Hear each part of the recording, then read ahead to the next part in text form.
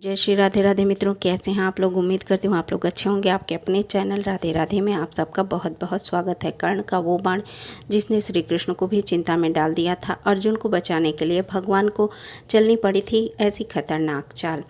महाभारत का युद्ध कर्ण के बिना अधूरा था। कौरवों की तरफ से कर्ण वो शक्तिशाली योद्धा थे जो अर्जुन को हराने में सक्षम थे। उन्होंने धनुर्विद्या और अस्त्र शस्त्र का ज्ञान अर्जुन को मात देने के लिए काफ़ी था।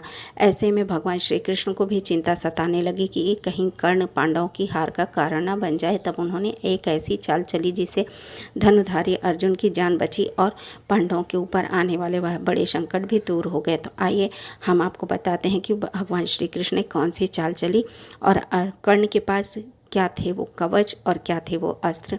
आइए हम आपको बताते हैं। महाभारत के पन्ने कुंती पुत्र कर्ण के साहस और दानवीरता के किस्से से भरे हुए हैं। खुद वासुदेव श्री कृष्ण मानते थे कि कर्ण के बराबर कोई महादानी नहीं है और कर्ण के कुछ अस्त्र शस्त्र का तोड़ अर्जुन के पास भी नहीं था। महान योद्धा होने के बाद भी कर्ण ने कौरवों का पक्ष चुना। जब श्री कृष्ण ने कुंती को कर्ण के पास पांडवों की तरफ से युद्ध करने के लिए भेजा, लड़ने का प्रस्ताव लेकर भेजा था, तो कर्ण ने मित्रतावश दुर्योधन का साथ देने का निर्णय लिया। वह अधर्म के रास्ते पर चलने लगे। भले ही कर्ण अधर्म के रास्ते पर थे, लेकिन उनके पास अपने पिता सूर्य का एक ऐसा आशीर्वाद था जिससे उन्हें हरा पाना नामुमकिन था। श्री कृष्ण इस बात को बखूबी जानते थे, इसलिए उन्होंने महाभारत में ऐसी चाल चली जिससे न सिर्फ अर्जुन की जान बची बल्कि पांडवों की जीत भी सुनिश्चित हुई। आइए हम आपको बताते हैं कि वासुदेव श्री कृष्ण ने कौन सी चाल चली और कर्ण के पास वो कौन से अस्त्र थे जिससे भगवान श्री कृष्ण को चिंता में डाल दिया था। तो कर्ण के पास थे दिव्य कवच और कुंडल। दरअसल कर्ण के शौर्य और पराक्रम से महाभारत के कई पन्ने भरे हुए हैं। कथा इस प्रकार है कि दुर्वासा ऋषि के वरदान के कारण कुंती ने उत्सुकतावश सूर्यदेव का आवाहन किया, जिससे उन्होंने कर्ण को जन्म दिया। लेकिन लोकलाज के भय से कुंती ने कर्ण को गंगा में प्रवाहित कर दिया था। लेकिन हस्तिनापुर के सारथी अधिरथ ने कर्ण को बचाया और पाल पोसा।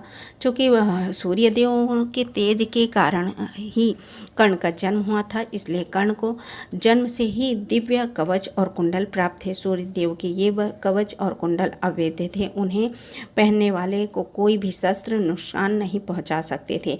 सूर्य ने कर्ण को कवच कुंडल देने से किया था मना।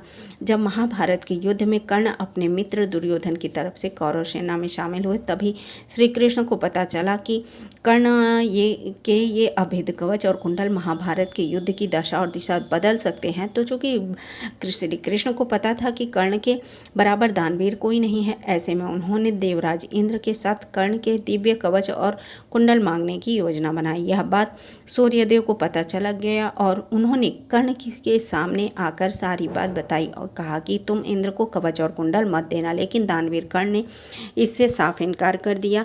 उन्होंने कहा कि वह अपने दरवाजे पर आए किसी को भी खाली हाथ नहीं लौटा सकते हैं। कर्ण ने इंद्र से मांगा था शक्ति बाण। इस पर सूर्यदेव ने अपने पुत्र से कहा कि ठीक है, तुम दिव्य कवच और कुंडल दे देना, लेकिन इसके बदले में इंद्र से शक्ति बाण मांग लेना। कर्ण ने ठीक ऐसा ही किया। जब इंद्र कर्ण के पास दिव्य कवच और कुंडल मांगने के लिए आए तो कर्ण ने कहा मैं आपको अपने कवच और कुंडल दे दूंगा, लेकिन आपको मुझे इसके बदले में एक शस्त्र देना होगा। देवराज इंद्र ने पूछा क्या? तब कर्ण ने कहा कि आप मुझे शक्ति बाण दीजिए। इस पर इंद्रदेव ने हामी भर दी, लेकिन उन्होंने कहा कि तुम इसे एक ही बार इस्तेमाल कर पाओगे, इसके बाद यह मेरे पास वापस आ जाएगा। कर्ण इसके लिए तैयार हो गए। इस प्रकार कर्ण के पास शक्ति बाण आ गया था, जिसके बारे में कहा जाता है कि वह अपने लक्ष्य को भेद कर ही वापस आता है। शक्ति बाण ने अर्जुन के लिए बढ़ाई थी श्री कृष्ण की चिंता। शक्ति बाण ने ही अर्जुन के लिए श्री कृष्ण की चिंता बढ़ी थी। तो हम आपको बता रहे हैं, इसके बाद श्री कृष्ण की चिंता और बढ़ गई। उन्हें पता था कि इस बाण को कर्ण ने अर्जुन के लिए ही बचा कर रखा है। अब अर्जुन को बचाने के लिए श्री कृष्ण ने फिर एक चाल चली। उन्होंने भीम और राक्षसी हिडिंबा के पुत्र घटोत्कच को पांडवों की तरफ से लड़ने के लिए बुलाया। घटोत्कच के बारे में कहा जाता है कि वह बेहद शक्तिशाली और विशालकाय था। वह युद्ध नीति में कुशल था। महाभारत युद्ध के 8वें और 9वें दिन घटोत्कच ने कौरव सेना में हाहाकार मचा दिया। उसने दुर्योधन और दुशासन को भी घायल कर दिया। इसके बाद 10वें और 11वें दिन भीष्म पितामह और घटोत्कच के बीच हुए युद्ध, भीष्म पितामह के सभी बाणों को घटोत्कच निगल गया। इस पर श्री भीष्म ने हार मानते हुए अपना रथ अर्जुन की तरफ कर लिया। 12वें और 13वें दिन अभिमन्यु और घटोत्कच ने कौरव सेना के छक्के छुड़ा दिए। जब घटोत्कच को अभिमन्यु और चक्रव्यूह में फंसाकर मारने के बारे में पता चला तो उन्होंने दुशासन के पुत्र दुर्मशन का वध कर दिया। कर्ण ने मजबूरी में घटोत्कच पर चलाया था शक्ति बाण।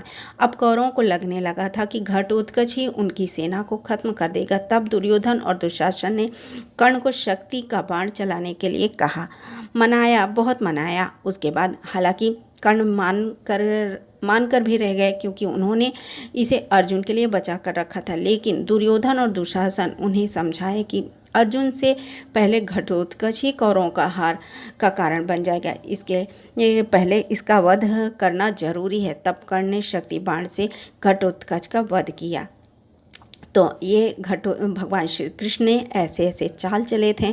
तो ये जानकारी आप लोगों को कैसी लगी? उम्मीद करती हूँ आपको जानकारी अच्छी लगी होगी। अगर आप लोगों को ये वीडियो पसंद आए तो लाइक कीजिए, शेयर कीजिए और सब्सक्राइब कर लीजिए। जय श्री राधे राधे, जय राधे कृष्णा।